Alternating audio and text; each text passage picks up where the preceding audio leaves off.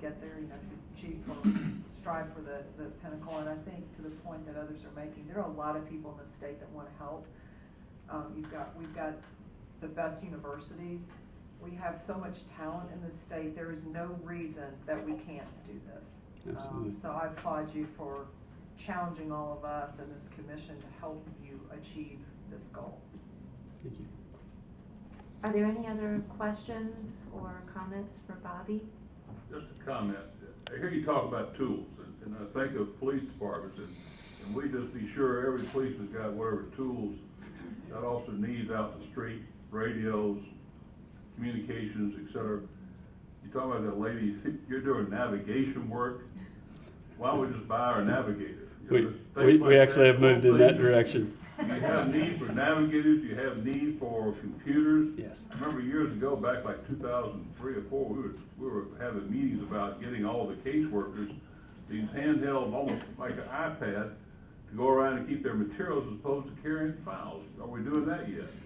We have laptops and a few tablets, primarily laptops, but we need to modernize that. That's I think something. you can bring back to us some information about those Sure. type of things, where this commission can make a recommendation that there needs to be a modernization of some of the tools and get their things out there that can make your job easier as a caseworker, certainly. I'll be glad to do that, and I think there is a great example of the way to do that. The Department of Correction has probation and parole officers who use some of the latest technology, and very good example.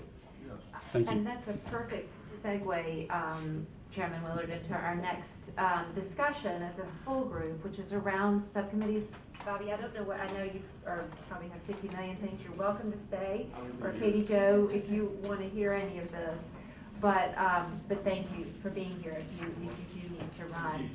But we have our 3 subcommittees, and before you all dismiss from this meeting and go into your individual meetings, we wanted to talk as a group about the subcommittee's works, because I think part of it is each committee is working hard and has their ideas, but we may be missing some without the feedback from the group as a whole. So I'm going to ask each subcommittee chair to give just a brief kind of report on some of the things that you've been working on. What do you see as some of the highest priority areas? At the end of each report, or of the 3 reports, then we'll open it up to the group for generalized feedback around the subcommittees, just so that we can give you maybe some potential additional ideas of things to think about. So since Melissa's on the end and she's the one looking at me. That's dangerous. But meet the Fockers. I'm going to start with Melissa and let you update us on your group's work. Sure. So I was asked to chair the Policy and Procedures Subcommittee. The general parameters are really illustrative issues that were for descriptive purposes for this committee's focus area, included streamlining processes, particularly across jurisdictional boundaries with respect to both the judicial circuits, the DHS regions, and the counties, for example, looking at evidence-based practices or using that as a lens for the issues that we then select, and national best practices, and then particularly kind of taking a closer dive on, or deeper dive on the issue of predictive analytics, which has come up in conversations of this body, and you guys are definitely aware of that as a cutting edge issue. So the subcommittee met initially once last week. So our initial conversation lifted up a couple of topics. I don't think these are exhaustive of maybe what all we'll explore, but they included predictive analytics and looking at particular aspects with respect to using a predictive model for, if you will, predicting substantiated cases. So which cases that are referred to the department, which reports are made, will result in a substantiated case. Also, which of the cases that come to the department's attention would result perhaps in a fatality, based on a number of risk factors and a matrix that can be created around that. We have more information, we have lots more learning to do about that, and so we're continuing to explore that from a knowledge acquisition standpoint. Also looking at another topic around the intake and investigation procedures. So really kind of unpacking that whole front end part of the system, all the way from reporting procedures, specifically looking at mandated reporting, through the intake process, which cases get screened out, which get accepted, and how they get then assigned to which response track, whether it's family support or investigation, the timeliness of that assignment process and the quality of those decision making. And then also looking kind of at the placement array and placement stability issues. So within that, specifically thinking about evidence-based practices or models that can be highlighted, looking at therapeutic foster care and where that falls in our spectrum. Right now, that's a real gap in our service array. Foster parent recruitment, training, and support. So what are we doing by way of our training curricula? Is it the best in the country so we can have the best system in the world? Looking at the content and timelines around diligent search for relatives, because relatives make up such a huge resource component of our placement system. And then also looking at placement assessment and matching. How do we go about understanding the needs of each child and the resources and sort of benefits of each placement so that we can match and allow for children to remain stable in those placements, because that then leads to better permanency outcomes for those children. And then finally, we did have some discussion that really is probably to be brought to the attention of the Workforce or Personnel Subcommittee, looking at, as some of the themes of today, also looking at caseload standards and realizing that was really something that probably fell outside of the domain of our subcommittee, but wanting to make sure and share that with the Personnel and Workforce Committee, knowing that our subcommittee is interested in those issues and certainly would lend support to any recommendation that would come from the larger body. And one particular aspect of that conversation was very much not necessarily about codifying these caseload standards that we believe to be ideal, but to sort of creating in the way that the last conversation led to kind of an institutional review, some kind of standard periodic review of caseload standards so that that continually stays a priority and is routinely monitored and sort of publicly known in that kind of way. So I invite the group, any members, if I've missed anything, to please jump in. Well done. Is that good? Well done. I did justice to the work, then we're good. So would, it was mentioned that periodic public reports would be helpful to maybe post on the website or something. So would that fall under the purview of your group to identify what those reports maybe should be and what are some best practices I think nationally? that can be justified unless any other subcommittee waits to make a run at it. I think that's justifiable under us, sure. Okay. And then my other question is, we've often talked about appropriate triaging of caseloads. Are you looking at kind of national best practices around how you triage? So that very much that piece of that intake and investigation, that assignment to which track, and again, the timeliness and the decision making around that. So I think that that's what you're referring to. Yeah, so that one worker doesn't have 15 just super difficult cases and the other ones, got more fluffy. Absolutely. Are there other questions for Melissa around her subcommittee's work or thoughts of something they should be looking at? Melissa, can I just clarify? I know there's been a lot of talk about the complexity of DFAC's policies, and Bobby's alluded to it. That's not something you see your particular subcommittee taking on in terms of the specific policies?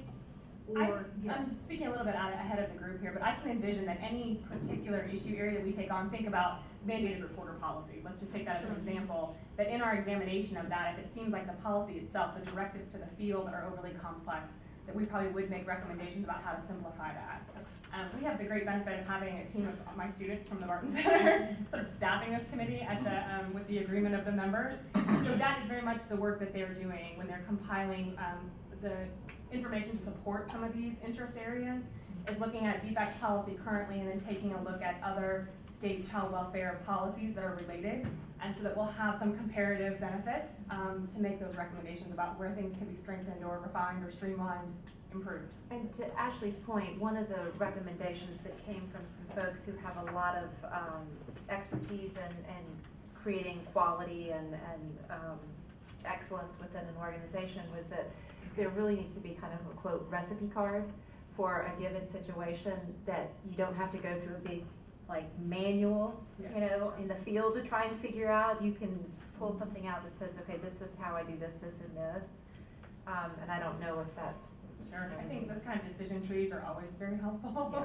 And so that particularly for younger right. workers, and when do I need to go get help because this is beyond my level of expertise. Yeah, the balance, I think that in part of our conversation, particularly around the predictive analytics, but this is another good example, is we want to make sure the field has the right decision-making tools to support their decision, but we don't want to supplant their critical professional judgment with those tools. We don't want to shortcut it. It's not a checklist process, as we've come to understand much better. And so I think there's a real balance in thinking about that.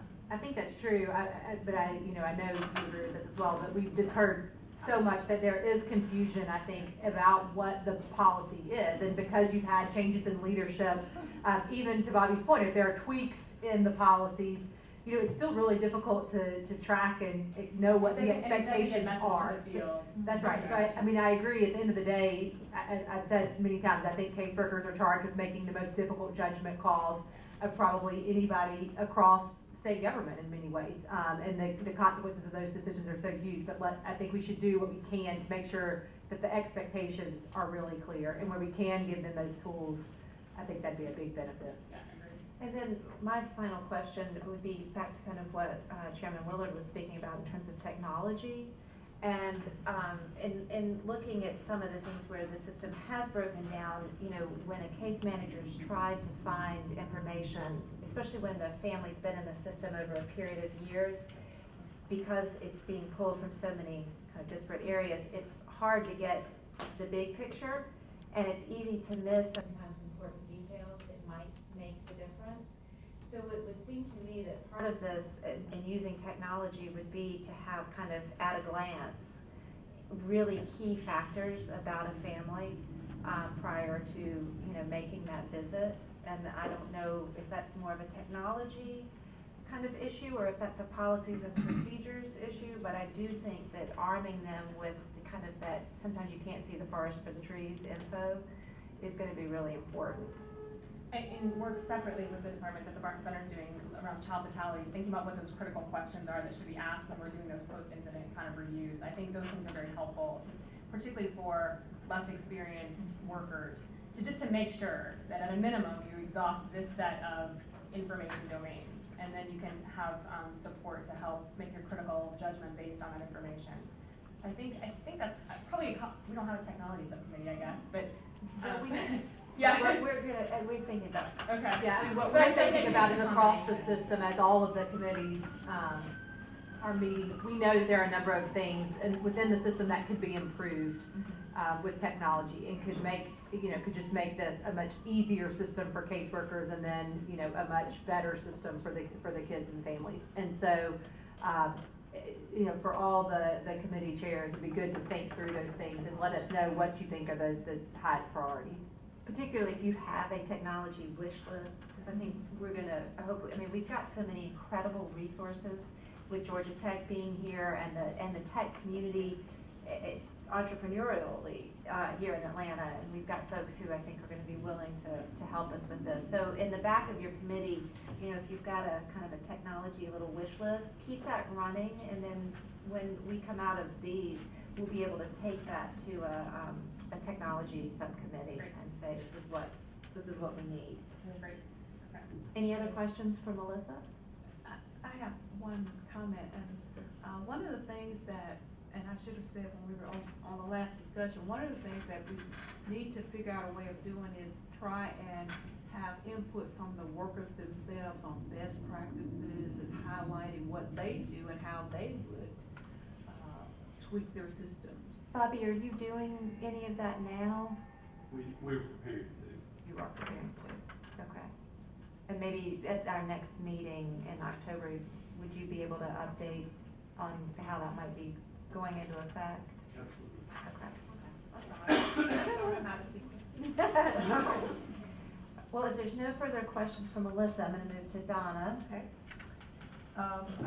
We're chairing the Personnel Subcommittee, and our focus is really about education, career development, recruiting and retention, training and continuing education, and partnerships with law enforcement. And at this point, we've done that. We went straight to the department. We talked to Bobby and Katie Jo, and also Rosemary, who is the head of HR for DFACS, to look at what their ideas are and what their suggestions are. So we started there, and we're also fortunate that there are a couple of studies that have been done talking to the staff. There was a workforce survey that was done that identified the top areas of focus from the staff's perspective for us to work on. And then there was also a DHS Leadership Summit and a set of recommendations. So we're fortunate